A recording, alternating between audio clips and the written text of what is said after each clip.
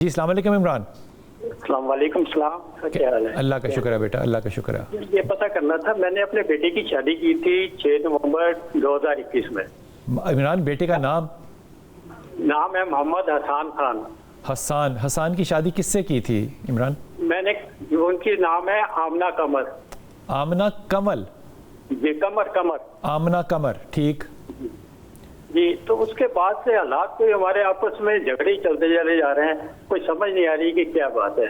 کبھی میں ان کو کہتا ہوں نا کہ تمہاری سسرال میں جا رہا ہوں ملنے کے لیے، تو بیٹا یہ کہہ دیتا ہے کہ ان کے سسرال کے حالات ٹھیک نہیں ہیں، تو منع کر دیتا ہوں، اسی بات پہ جھگڑا شروع ہو جاتا ہے۔ کیا مطلب جھگڑا کس بات پہ ہوتا ہے کہ آپ سسرال کیوں جانا چاہتے ہیں اس کے؟ ہاں کیوں جانا چاہتے ہیں اس کو؟ نہیں، ویسے ہی اگر جانا چاہیں کہتے ہیں کہ یار ہم جا رہے ہیں ذرا ملنے کے لیے، تو وہ فٹ یہ کہہ دیتا ہے دوسرے دن کہ ان کے گھر کے حالات ٹھیک نہیں ہیں تو آپ نہ جائیں۔ تو آپ نہ جائیں، اس میں جھگڑے کی کیا بات ہے عمران؟ پھر میں نے پھر میں نے یہ آخری یہ جمعۃ الوداع تھا، تو میں نے ان سے کہا تھا کہ اب ہم نام بھی نہیں لیں گے جانے کا، تو وہ پھر انہوں نے کہا نہیں جی آپ چلیں۔ میں نے کہا یار جب ہم نے کہہ دیا کہ اب نہیں جائیں گے تو اب کیوں ہم سے زبردستی کر رہے ہیں؟ چھوڑ دیں اس بات کو۔ اچھا عمران مجھے یہ بتاؤ، عمران اور حسان میں سے چھوٹا کون ہے عمر میں؟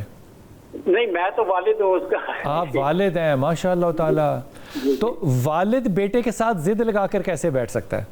نہیں ضد نہیں لگائی میں نے، میں تو جب وہ کہتا تھا یار تمہارے سسرال میں یار چکر لگاؤں، پچھلے دنوں وہ پوتا میرا گیا ہوا تھا، تو میرا ویسے ہی دل کر رہا تھا کہ جا کے اس سے ملا ہوں۔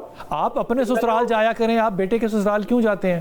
نہیں میں نے اس کو ویسے ہی جانے کے لیے کہا کہ میں اپنے پوتے سے مل آتا ہوں۔ تو پوتا گھر پہ ہوتا ہے تو ملا کریں۔ نہیں پوتا وہیں تھا۔ پوتا نانی سے ملنے گیا تو وہیں ملنے جانا ہے آپ نے؟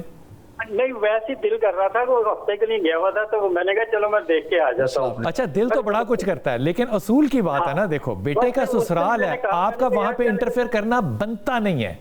نہیں انٹرفیئر کچھ بھی نہیں کرتا تھا، میں کچھ بھی نہیں کہا تھا، حالانکہ ان کے گھر والے آتے تھے، ان کو بڑی عزت سے بلانا کھلانا پلانا۔ تو وہ اپنی بیٹی کے گھر آتے ہیں 100 دفعہ ہیں۔ ہاں بالکل، تو پر وہ یہ ہے کہ اس کے بعد میں نے کہا اچھا یار میں اب نہیں جاؤں گا، میں اب کہوں گا بھی نہیں کہ جانے کے لیے، پر وہ یہ اس پہ وہ یہ ضد ہو گئے کہ نہیں جی چلیں آپ۔ عمران خان آپ کی ضد جو ہے نا یہ انتہائی، معافی کے ساتھ کہہ رہا ہوں، نامعقول ہے، انتہائی نامعقول ہے۔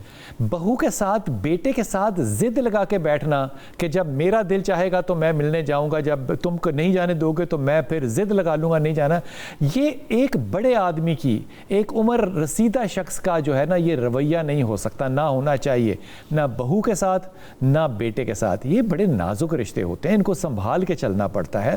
میری آپ سے درخواست یہ ہوگی کہ آپ اپنی بہو کے گھر والوں سے ایک فاصلہ رکھیں، ایک پردہ رکھیں، اس کو رہنے دینا چاہیے۔ بیٹا جو ہے آپ کا پوتا گھر آ جائے گا تو مل لینا۔ اب اس کے اوپر جھگڑا ڈالنا عمران خان جو ہے نا یہ عمران خان کی ضد ہے، ضد کے اندر عمران خان جو ہے نا وہ آپ کبھی بھی امن پیدا نہیں کر سکیں گے، اختلاف ہی پیدا کریں گے۔ عمران خان ہمیشہ ضد سے ہی مار کھاتا ہے۔ یہ میں یہ جملہ نہیں کہنا چاہتا، یہ خدا کے واسطے عمران خان اپنے معاملات کو اپنے ہاتھ سے خراب مت کرو، اور بیٹا اور بہو جو ہے ان کو حساس طبیعت کے ہونے کے باوجود اکٹھے چلنے تو وہ چل جائیں گے۔ بہو آپ کی سمجھدار ہے، لیکن یہ جو معاملہ آپ کا ہے یہ کسی طریقے سے میں اخلاقی طور پہ سمجھتا ہوں کہ آپ اس کے پابند نہیں ہیں کہ آپ یہ ضد لگا کے بیٹھیں۔ You should behave and act like a father to your بہو and son, not like a competitor. مقابلتاً نہیں آپ نے بات کرنی ہے، آپ نے ایک شفیق باپ کے طور پہ کرنی ہے، اور اپنے مزاج کو ذرا ڈاؤن کرنے کے لیے عمران خان صاحب آپ نے لا حول ولا قوت الا باللہ اور آیت کریمہ جو ہے اس کا تذکرہ جو ہے وہ کرتے رہنا ہے۔ اللہ تعالیٰ آپ کو صحیح راستہ انشاءاللہ تعالیٰ دے گا۔ آپ کچھ فرما رہے تھے؟ سوری میں عرض کر رہا تھا کہ ایک تو ماشاءاللہ اللہ نے آپ کو یہ صلاحیت دی ہے کہ آپ باتوں سے اصل بات تک پہنچ جاتی ہیں، ٹھیک ہے، لیکن طریقے سے پہنچنا پڑتا ہے، دل آزاری بھی نہ ہو۔ نہیں پہنچ جاتے ہیں، لیکن پھر اس کو طریقے کے اندر لے کر آتے ہیں کہ اگلے کو بڑا ضروری ہوتا ہے، دل آزاری نہ ہو، دل نہیں کسی کا توڑنا چاہیے۔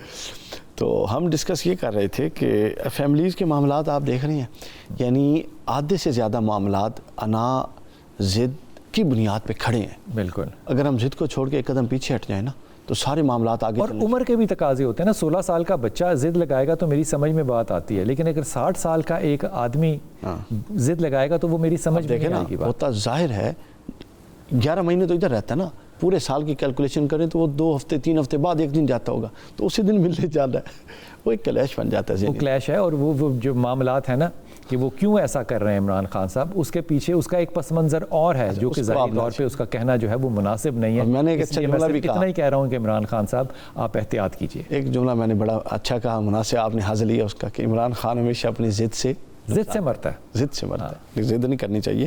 ناموں کی بھی تاثیرات ہوتی ہیں، بہت تاثیر، اس میں کوئی شک۔ امام ابن عربی کا اس پہ بڑا اسلوب ہے۔ ہاں جی بالکل۔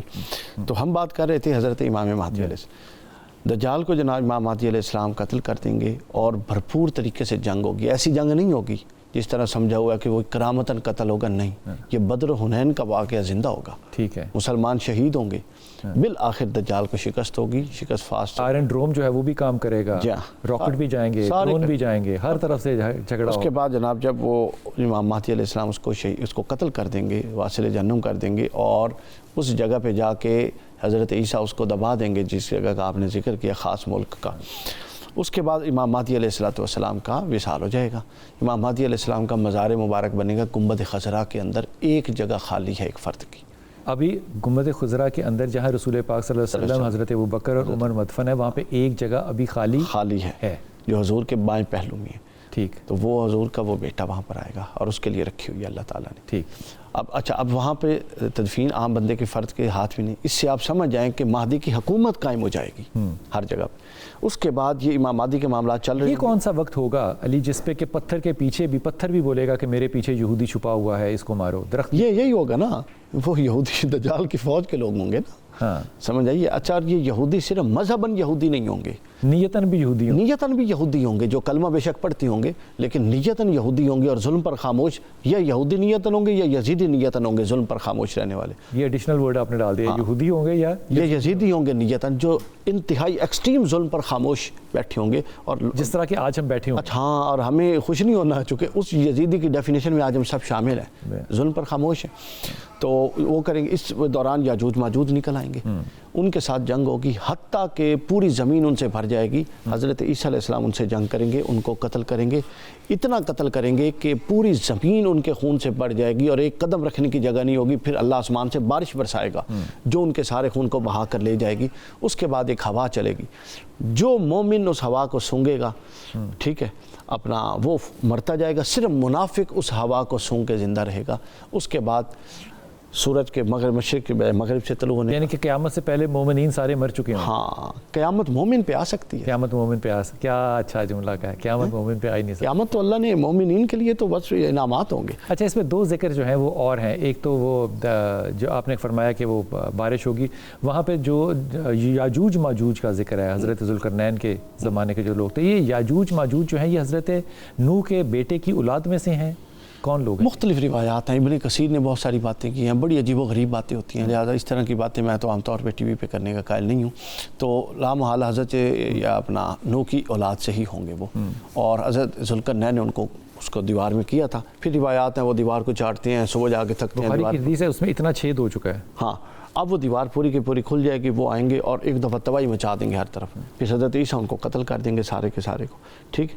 تو اس کے بعد جناب پھر وہ بارش ہوگی، جس کے بعد پھر پورا کا پورا معاملہ۔ یہ بڑی اچھی خبر جو ہے وہ علی وقار نے سنا دی کہ جب قیامت آئے گی انشاءاللہ تعالی، اور مسلمان جو ہیں، جو مومنین ہیں، وہ پہلے ہی اللہ کے حوالے ہو چکے ہوں گے، اللہ کے ہاں حاضر ہو چکے ہیں۔ اچھا، اس میں کافر ہیں، وقت ختم ہو گیا، بس ایک آخری بات جی۔ اس کے بعد قرآن مجید کو اٹھا لیا جائے گا، یہ آخری علامت ہے، اور قرآن جائے گا تو قرآن بکری کے بچے یا اونٹنی کے بچے کی طرح روتا ہوا عرشوں پر، ہائے ہائے، تو اللہ تعالیٰ 7ویں ہر آسمان پہ وہ پکارے گا، اللہ جواب نہیں دے گا، 7ویں آسمان پہ اللہ پکارے گا، کہ قرآن تجھے کیا ہوا، تجھے تو میں نے نازل کیا تھا۔